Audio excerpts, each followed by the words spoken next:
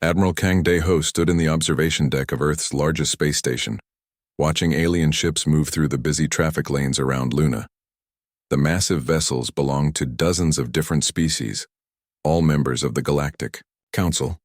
None of them paid any attention to the smaller human ships trying to navigate between them. "Sir, the council meeting starts in 1 hour," said his aide, Lieutenant Park Min-soo. "Ambassador Chen is already aboard the transport." Kang nodded but did not turn away from the window. For 3 years, Earth had been trying to gain full membership in the Galactic Council. Every time, they were told the same thing. Humans were too young, too primitive, too small to matter in galactic affairs. The other species treated Earth like a child trying to sit at the adult table. Dr. Park Hye-jin was having similar problems on the frontier colony of New Busan. She had sent 17 reports to the council about strange activities near human settlements. Ships had been spotted near the outer colonies, but they always disappeared before human patrols could investigate. Several small farming communities had stopped responding to communications entirely. "Doctor, you need to see this," called her assistant Kim Tae-ho from across the research lab. He was looking at a holographic display showing the locations of all human colonies in their sector. Park walked over and studied the map. Red dots marked the settlements that had gone silent in the past 6 months. There were 12 of them now, all in remote areas where few ships traveled. "This is not random," she said quietly. "Someone is taking our people." She had sent this same information to the council 3 times.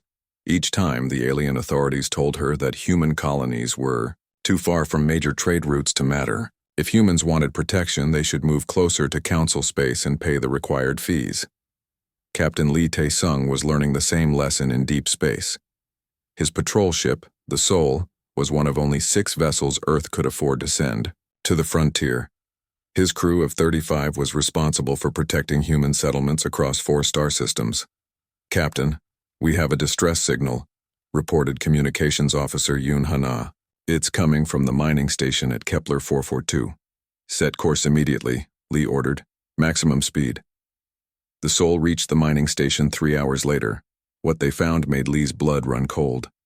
The station was still there, but it was empty. All the equipment was intact, all the lights were on, but there were no people anywhere.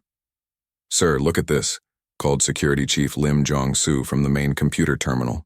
The security cameras show what happened. The recordings showed large alien ships approaching the station. The ships were unlike anything in the council database. They were dark, angular vessels with no identifying marks. Armed aliens had boarded the station and rounded up all 847 workers. The humans had not resisted much because they had no weapons and nowhere to run.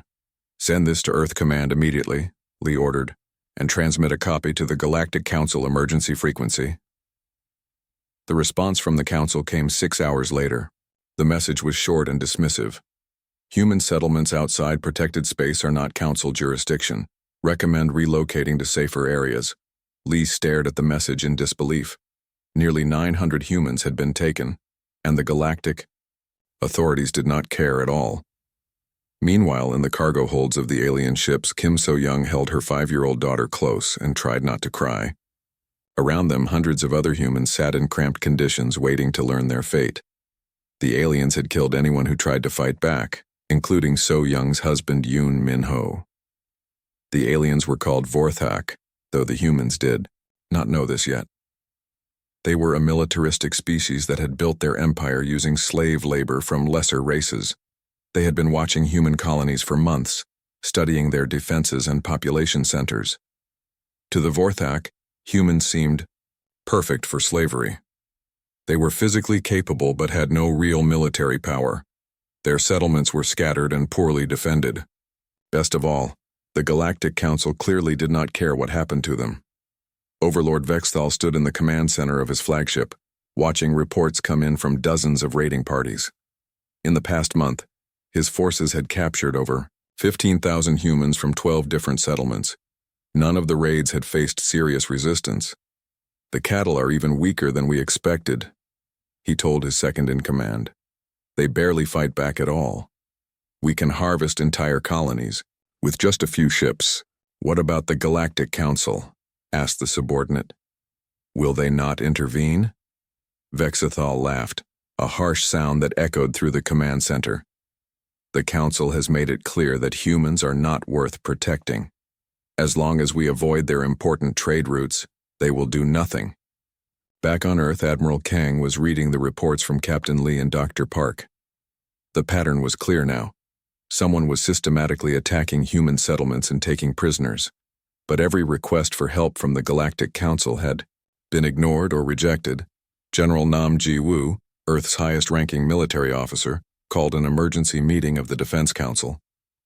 Representatives from every human colony attended by holographic projection. The situation is clear, she said, standing before a large map showing the locations of the attacks. We are under assault by an unknown enemy, and we cannot expect help from the galactic authorities. We are on our own. What can we do? Asked Governor Song Miran from the Alpha Centauri colonies. We have maybe 50 armed ships in all of human space. If this enemy has enough force to attack multiple colonies at once, how can we stop them? General Nam looked at the worried faces on the screens around her. These people had come to the stars hoping to build peaceful new worlds. They had never wanted to be warriors, but sometimes peaceful people had no choice. We will do what humans have always done when threatened, she said quietly. We will adapt, we will learn, and we will survive. None of them knew it yet, but the Vorthak had made the biggest mistake in their empire's history. They had attacked the one species in the galaxy that would not forgive, would not forget, and would not stop until justice was served. The quiet species was about to wake up, and the galaxy would never be the same. General Nam Ji-woo stood in the underground command center beneath Geneva, surrounded by screens showing every human settlement in known space. Red warning lights blinked across 17 different star systems. In the past week, 4 more colonies had gone silent. Ma'am, we have confirmation, reported Major Choi Byung-ho, Director of Advanced Weapons Research. The attacks are coordinated. Whoever is doing this has been studying us for months, maybe years. Nam nodded grimly. The enemy knew exactly where to hit and when. They avoided the few settlements with orbital defenses and focused on farming colonies and mining outposts with minimal security. What about our fleet, she asked. 47 ships total spread across 8 star systems, replied Admiral Oh Kyung-min. Most of them are cargo vessels with basic weapons. We have maybe 12 ships that could fight a real battle. Nam looked at the numbers on her screen. Earth's entire military could fit inside a single council fleet, but the council had made it clear they would not help. Humanity was alone. Get me Director Choi, she ordered. Choi Byung-ho arrived within minutes. He was a thin man with tired eyes who had spent the last 10 years working on projects the council considered too dangerous for young species. Projects that Earth had developed in secret. How long until the Phoenix project is ready? Nam asked. Choi's eyes widened. General, that technology has never been tested on a full-scale vessel. The quantum drive could tear a ship apart. How long? Nam repeated. 3 weeks if we skip all safety protocols, Choi said quietly. You have 2 weeks, Nam told him. And I want the Prometheus weapon system ready as well. While Earth scientists worked frantically on their secret projects, Colonel Shin Woo-jin was preparing for humanity's first real counterattack. Intelligence reports suggested that the enemy was holding prisoners at a facility in the Tau Ceti system. Shin's job was to get them back. His force was small, 3 converted cargo ships with hastily installed weapons and 180 Marines. Against a normal enemy, it would be suicide, but Shin was not planning a normal attack. Remember, we are not trying to win a battle, he told his officers as they prepared to depart. We are trying to send a message. Hit fast, hit hard, and get our people out. The enemy facility was built on an asteroid in the outer system. Long-range sensors showed 2 large ships guarding it, each twice the size of Shin's largest vessel. Standard military doctrine said he should retreat and wait for reinforcements. Instead, Shin ordered his ships to approach from 3 different directions at maximum speed. When the enemy ships moved to intercept, Shin's vessels launched every missile they had and then accelerated directly toward the facility. The enemy commanders had never seen anything like it. Most species valued their ships and crews too much to risk everything in a single desperate charge. They hesitated for crucial seconds, trying to understand what the humans were doing. Those seconds were all Shin needed. His ship slipped past the confused defenders and landed Marines directly on the asteroid facility. The aliens inside were completely unprepared for the ferocity of the human assault. "Move, move, move!" shouted Sergeant An So-min as her squad blasted through the facility's corridors. The aliens had superior weapons and armor, but they fought as individuals. The humans moved like a pack of wolves, covering each other and attacking from multiple directions at once. In the prisoner holding area, they found over 3,000 humans, including Kim So-young and her daughter. So-young had become the unofficial leader of the prisoners, helping to keep them organized and hopeful during their captivity. "You came for us," she said with tears in her eyes as Shin's Marines cut through the electronic locks. "We came for all of you," Shin replied, "and we will keep coming until every human is free." The rescue mission was a complete success. All 3,000 prisoners were evacuated, and Shin's forces captured several enemy soldiers for interrogation. More importantly, they had proven that the mysterious attackers could be beaten. Dr. Jang Eun-soo was working on an even bigger surprise. Her team had been studying the quantum properties of space-time for years, trying to develop faster-than-light travel that did not rely on the jump gates controlled by the Galactic Council. The breakthrough came from studying the captured enemy. "Technology," she explained to Director Choi. "Their ships use a form of space-time manipulation we had never seen before. But when we combined it with our own research," she activated a holographic display showing a sleek human ship disappearing and reappearing instantly across vast distances. "Faster than anything in the galaxy," she said with a smile, "and completely undetectable by Council sensors." Captain Bae Sung-ho was chosen to test the first prototype vessel. The ship was small, barely larger than a fighter, but it was equipped with the most advanced drive system ever built by human hands. "Remember, this is just a test flight," Jang told him over the radio as he prepared to launch. "Take it slow and be careful." Bae activated the quantum drive and felt reality bend around him. One moment he was in Earth's solar system. The next he was orbiting Alpha Centauri, a distance that should have taken 3 days to travel with conventional drives. "Control, this is Bae," he said into his radio. "I just traveled 4.3 light-years in less than a second." The silence from Mission Control lasted for several seconds. Then Jang's voice came through, barely containing her excitement. "Can you do it again?" "Already on my way back," Bae replied. While these developments were taking place in secret, Ambassador Yu Jin-ah was making one final attempt to get help from the Galactic Council.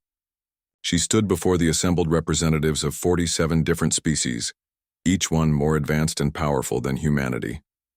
15,000 of my people have been taken," she said, her voice echoing in the vast chamber. "Entire colonies have been destroyed. We have asked for help, for protection, for simple acknowledgement that these crimes are happening, and you have given us nothing." The Council's response was the same as always. High Arbiter Velnash, a tall alien with 4 arms and crystalline skin, spoke for the assembly. "The human settlements are outside Council protection zones. If your species wishes to expand into dangerous areas, you must accept the consequences. Perhaps you should consider relocating to safer regions." Yu Jin-ah looked around the chamber at the faces of species that claimed to represent justice and civilization in the galaxy. None of them showed any sympathy or concern for humanity's plight. "I understand," she said quietly. "You have made your position clear. We asked for help and you gave us silence. We asked for justice and you gave us indifference." She turned and began walking toward the exit.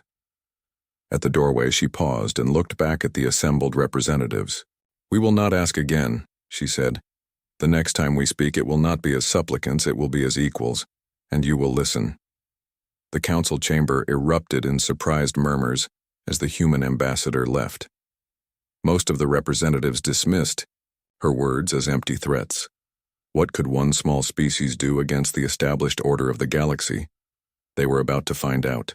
Humanity had tried to play by the rules, tried to work within the system, tried to be good galactic citizens. But the system had failed them completely. Now it was time to write new rules. And those rules would be written in the stars themselves, in letters of fire and fury that the galaxy would never forget. The quiet species was quiet no more. Admiral Oh Kyung-min stood on the bridge of the new flagship Incheon, the first vessel equipped with humanity's quantum drive technology. Around him, holographic displays showed the positions of the newly formed human expeditionary force. 30 ships that could appear anywhere in the galaxy within seconds. "Admiral, we have located the enemy's main supply depot," reported Captain Han Seok-jin from the intelligence station. "It's in the Kepler 452 system, heavily defended by at least 12 large vessels." Oh studied the tactical display. The enemy base was protected by more firepower than humanity had possessed just months ago. But the humans were no longer the same species that had begged the Council for help. "All ships prepare for synchronized jump," Oh ordered. "We go in fast, we hit them hard, and we leave nothing behind."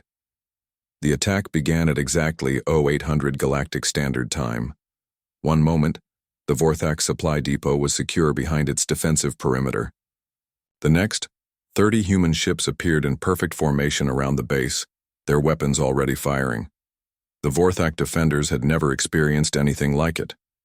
Human ships moved with impossible coordination, each vessel knowing exactly where the others would be without any visible communication. When one ship was damaged, 2 others immediately moved to cover it. When an enemy vessel tried to flee, 3 human ships were already waiting in its path.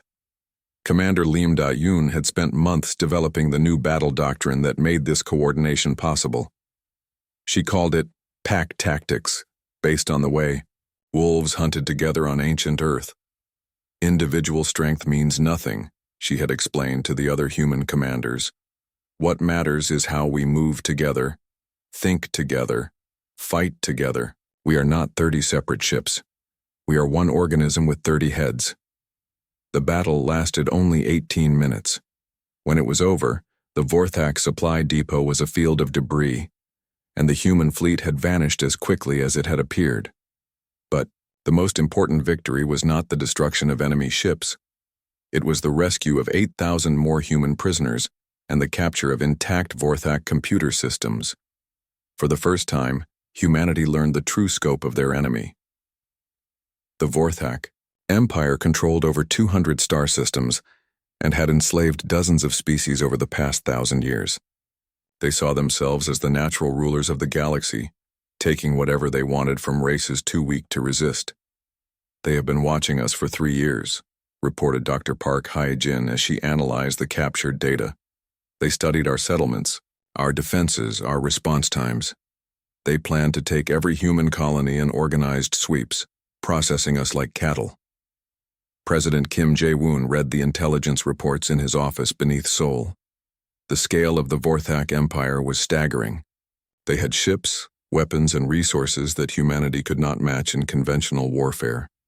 But the reports also revealed something else. The Vorthak had never faced an enemy like humanity. Every species they had conquered had fought predictable battles using standard tactics that the Vorthak knew how to counter. None of them had possessed humanity's ability to adapt and innovate under pressure. "They expect us to fight like other species," Kim told his war council. "Formal battles, clear objectives, reasonable limits. They have no idea what they have awakened." The Galactic Council was beginning to understand, though. Reports were flooding in from across the galaxy about impossible human ship movements and devastating attacks that appeared from nowhere. Councillor Rack then called an emergency session to address what they were calling the human problem. "These attacks violate every principle of civilized warfare," Rack then declared to the assembled representatives. "The humans are using weapons and tactics that are forbidden by galactic law." High Arbiter Velnash nodded in agreement. "We must intervene before this conflict spreads further. Both sides must accept mediation and cease hostilities immediately." But when the Council sent their demands to Earth, President Kim's response was broadcast across every communication channel in human space. "You speak of civilized warfare and galactic law," Kim said, his voice carrying clearly to every human settlement. Where was this law when our people were being taken? Where was civilization when our colonies were being destroyed? You made the rules, but you only enforce them when it benefits you. He paused, letting his words sink in across the listening galaxy. We never agreed to fight by your rules. We never signed your treaties or accepted your limitations. You wanted us to be quiet, to stay hidden, to not cause trouble. You got exactly what you asked for. We stayed quiet while you ignored our pleas. We stayed hidden while our people were enslaved. We caused no trouble while our children were taken. Kim leaned forward, his eyes burning with cold fury. Now you can deal with what your indifference created.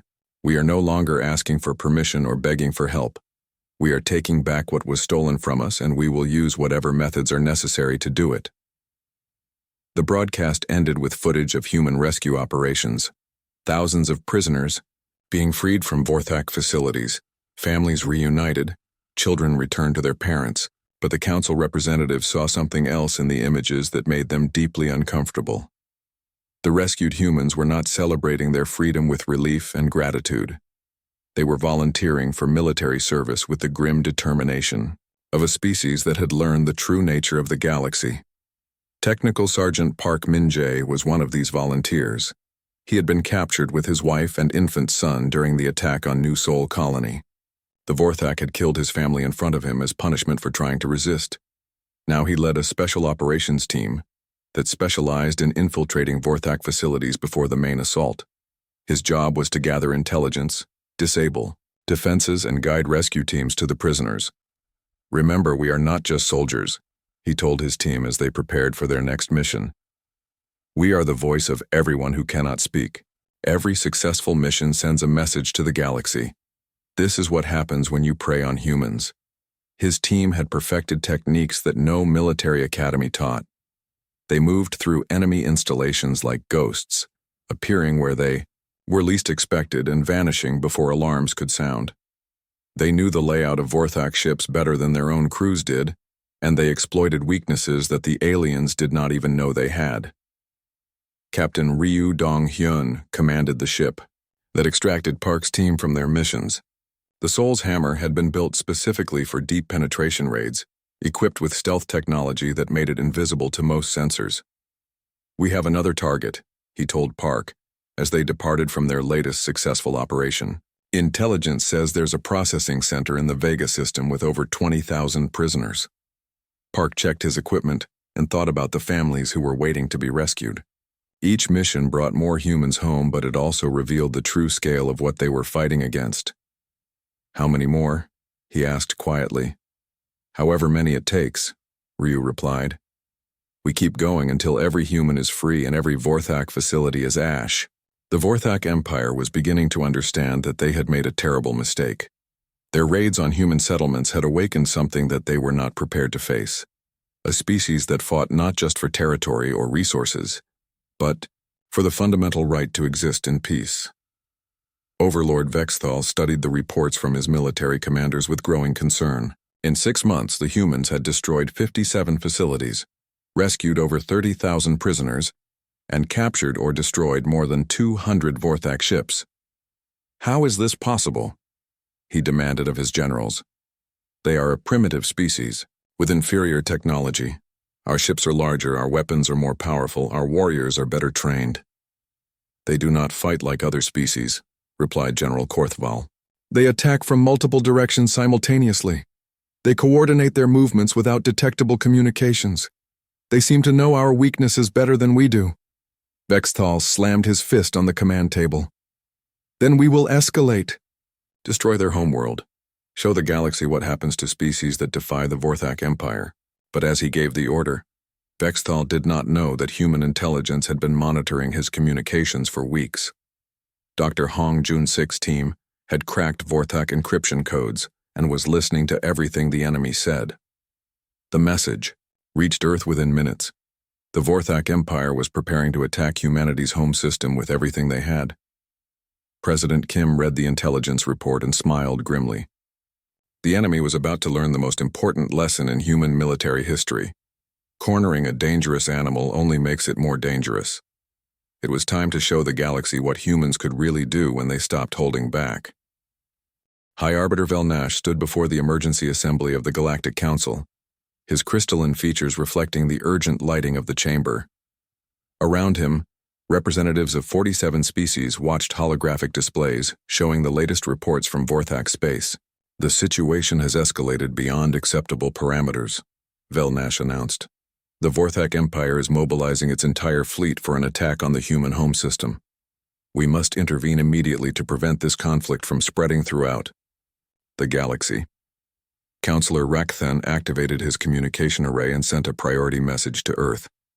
The response came within hours, but it was not from a diplomat or politician. Fleet Admiral Song Haiwan appeared on the screen, wearing the dark blue uniform of the human Space Force. Counselor Rakthan, Song said with cold politeness, I understand you wish to arrange a ceasefire. Indeed, Rakthan replied. Both sides must step back from this destructive path. The Council is prepared to mediate a peaceful solution to this conflict. Song's expression did not change. The Vorthak started this war when they began taking our people as slaves. They continued it when they ignored our attempts at negotiation. They escalated it when they decided to attack our homeworld. We will end it when every human prisoner is free, and every Vorthak military installation is destroyed. But Admiral, Rakthan protested, surely you understand that continued warfare serves no one's interests. It serves our interest perfectly, Song replied. For too long this galaxy has been ruled by the principle that might makes right. Strong species take what they want from weak ones, and the Council looks the other way as long as trade routes stay open. That ends now. The transmission ended, leaving the Council chamber in stunned silence. Never before had a species so directly challenged the fundamental order of galactic civilization. But while the politicians debated, Captain Ryu Dong-hyun was leading the most important mission in human history. Intelligence had located Kethamorak, the Vorthak Empire's primary slave processing facility. Over 100,000 prisoners from dozens of species were held there, including more than 50,000 humans. This is not just a rescue mission, Ryu told his assembled commanders as their fleet approached the heavily defended system. This is a statement to the entire galaxy about what we stand for. The facility was built into a massive asteroid and protected by the largest defensive fleet the Vorthak had ever assembled. 300 ships surrounded Kethamorak, creating overlapping fields of fire that should have made any attack impossible. Master Sergeant An So-min studied the tactical displays from her position aboard the assault transport. She had been fighting the Vorthak for 8 months now, and had learned to think like them. They expected frontal assaults, direct approaches, conventional tactics. They have positioned their ships to defend against an attack from space, she observed. But the facility extends deep underground. What if we came from below? Captain Ryu smiled. Human military thinking had evolved far beyond what any council species thought possible. Show me. An's plan was brilliant in its simplicity. Instead of attacking the defensive fleet, the human ships would use their quantum drives to appear inside the asteroid itself, in the facility's lower levels where no sensors could detect them. It will be dangerous, Ryu warned. If our calculations are off by even a few meters, the ships will materialize inside solid rock. Sir, said Lieutenant Kim Woo-seok, 50,000 of our people are counting on us. A little risk is worth that. The attack began at dawn, Galactic Standard Time. The Vorthak defenders detected human ships approaching from multiple directions and prepared for the expected frontal assault. Instead, 37 human vessels simply vanished from their sensors. Seconds later, those same ships appeared in the underground chambers of Kethamorak, their marines already storming out of the airlocks. The facility's guards had no time to organize a defense before human soldiers were moving through every corridor and chamber. An led the assault on the main prison complex, where thousands of prisoners were held in cramped, horrible conditions. The electronic locks were disabled by EMP charges while human medics began treating the sick and injured. You came for us, whispered an elderly human woman who had been captured 2 years ago. I never thought I would see another human face. We come for everyone, An replied, helping her to the evacuation ships. Every human, every prisoner, every soul they thought they could break. But the rescue at Kethmorak was only the beginning. Dr. Hong Jun-sik had been developing new weapons specifically designed to counter Vorthak physiology and technology.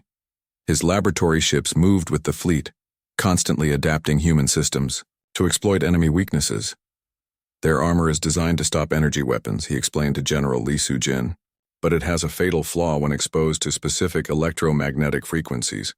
Our new pulse rifles will cut through it like paper.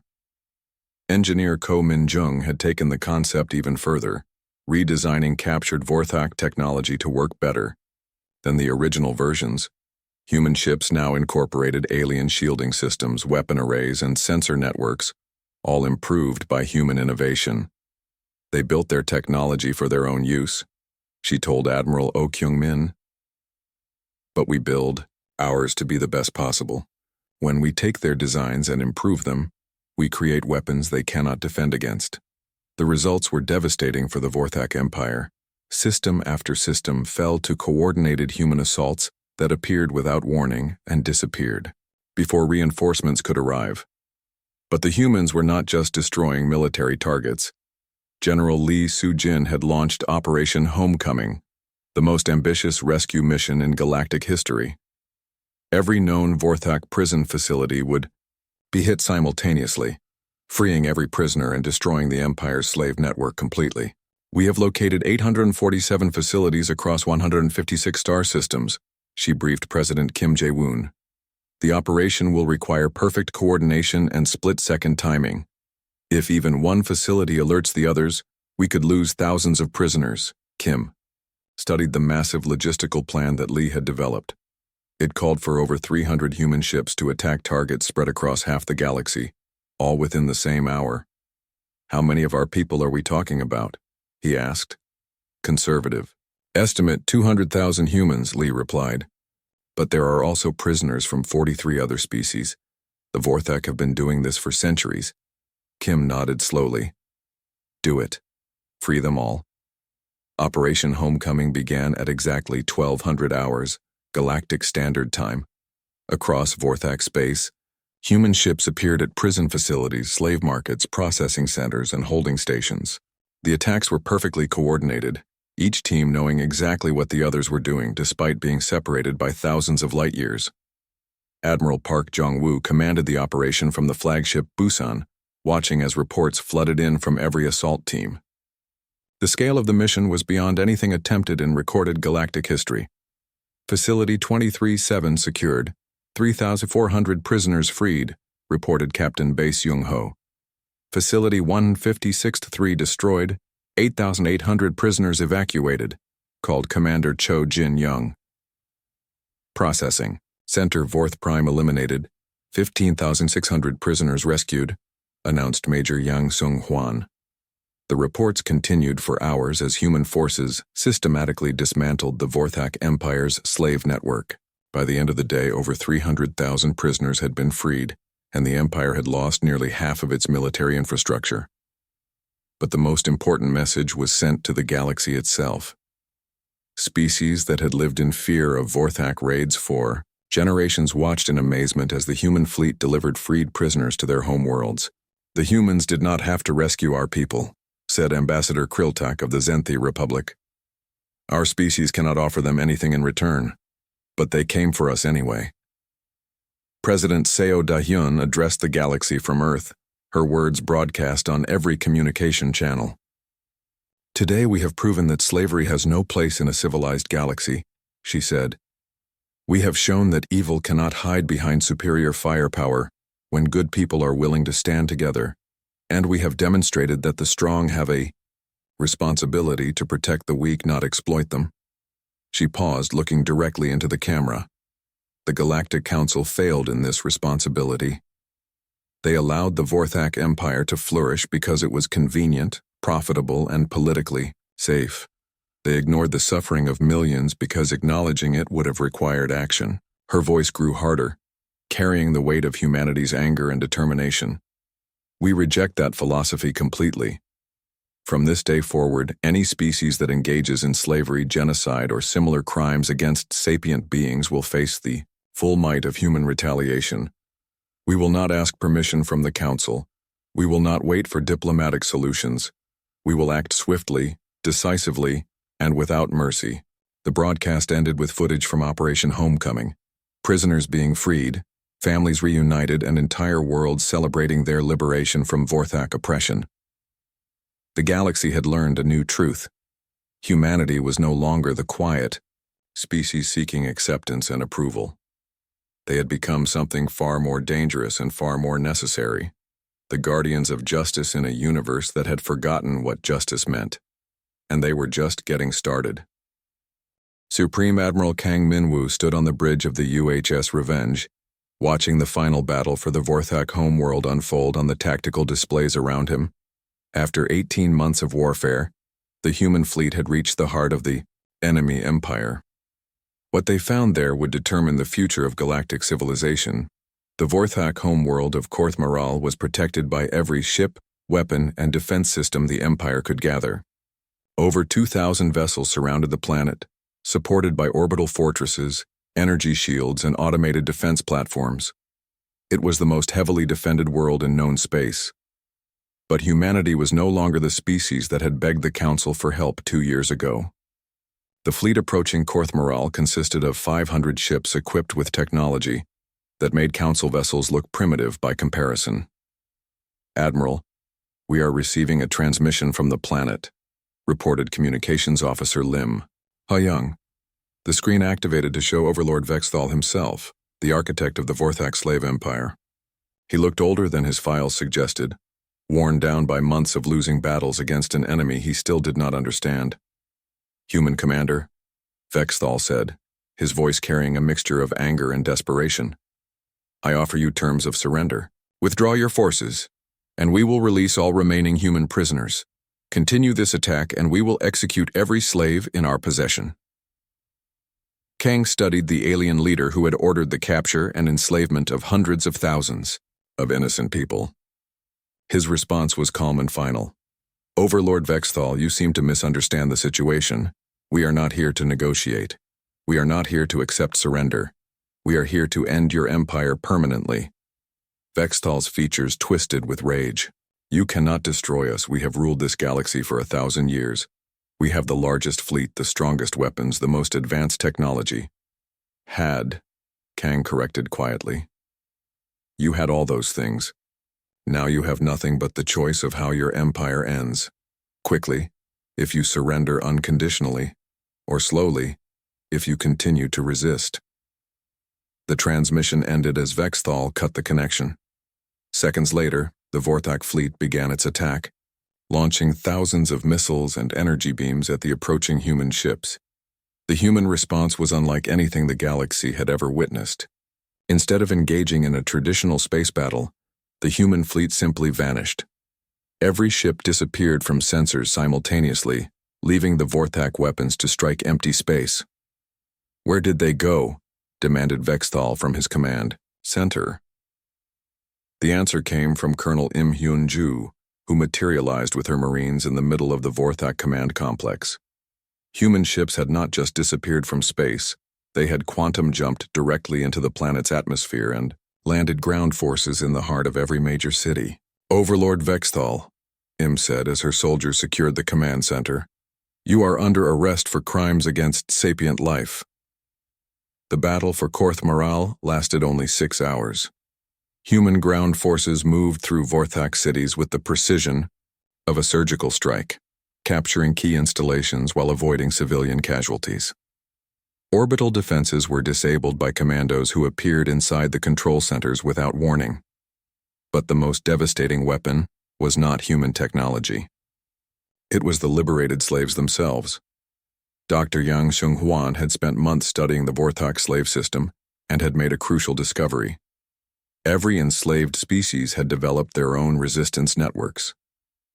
They had been waiting for someone to give them hope and weapons. "The Vorthak Empire controls 200 systems," he reported to Admiral Kang. "But in every system, the slaves outnumber their masters by at least 10 to 1. All they needed was proof that the Empire could be beaten." News of the attack on Korthmaral spread through the slave networks faster than military communications. Across Vorthak space, enslaved populations rose in coordinated rebellions. They were supported by human special forces who provided weapons, tactical advice, and orbital fire support. Commander Cho Jin-young led one such operation, helping the Xanthi slaves on Korthval Prime overthrow their Vorthak masters. "This is what freedom looks like," she told the liberated Xanthi as they raised their own flag over the government complex. Within a week, the Vorthak Empire had collapsed entirely. The Vorthak military could not fight simultaneous rebellions on 200 worlds while also defending against human attacks. Their government surrendered unconditionally, and their surviving leaders were taken into human custody. But humanity's message to the galaxy was far from complete. Dr. Yang Seung-hwan presented his evidence to a special tribunal that included representatives from every species the Vorthak had enslaved. The Vorthak Empire was planning to expand their operations significantly, he testified, displaying captured documents on holographic screens. They had identified 47 species as potential slave populations, including several current Council members. The evidence was overwhelming. The Vorthak had been preparing to enslave races that the Council considered protected and civilized. Their attack on humanity had been just the beginning of a much larger plan to dominate the galaxy through forced labor. Senator No Yoon-hee addressed the emergency session of the Galactic Council, standing where Ambassador Yu Jinna had once pleaded for help that never came. "You ignored our warnings," she said, her voice carrying across the vast chamber. "You dismissed our requests for aid. You allowed our people to be taken because you believed we were too weak to matter." She paused, letting her words echo in the silence. "You were wrong about everything except one thing. You should have left us alone, but you did not. You turned away when we asked for justice, and now you face the consequences of your indifference." The council chamber was filled with uncomfortable silence. Many of the representatives now understood that they had been potential targets of the Vorthak expansion plan. Their safety had depended on humanity's willingness to fight a war that the council had refused to support. "What do you want from us now?" asked High Arbiter Velnash. Senator No smiled coldly. "Nothing. We no longer need your approval, your recognition, or your assistance. We have proven that justice does not require permission from bureaucrats." She activated a holographic display showing the current state of former Vorthak space. 200 star systems were now under human protection, their populations free and rebuilding their civilizations. "We are establishing the Human Protection Doctrine," No announced. "Any species that engages in slavery, genocide, or similar crimes against sapient beings will face immediate human intervention. We will not negotiate. We will not compromise. We will act." President Seo Da-hyun reinforced this message in her address to the galaxy, broadcast from the liberated world of Korth-Maral.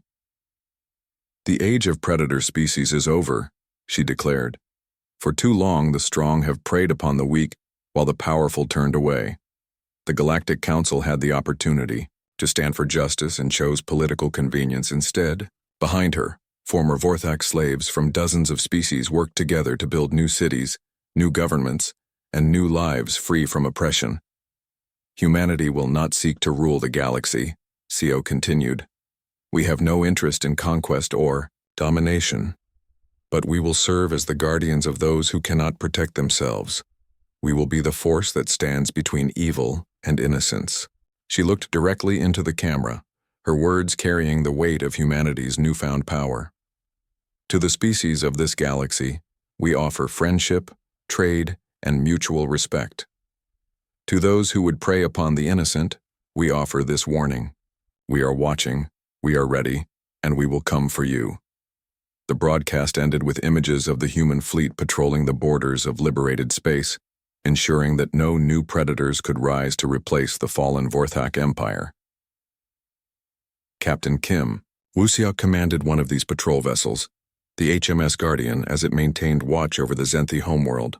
His ship was one of hundreds now tasked with protecting species that had been enslaved for generations. "Captain, we have a distress signal," reported his sensor officer. "Pirates attacking a civilian convoy in the Rigel system." "Set course immediately," Kim ordered. "Maximum speed."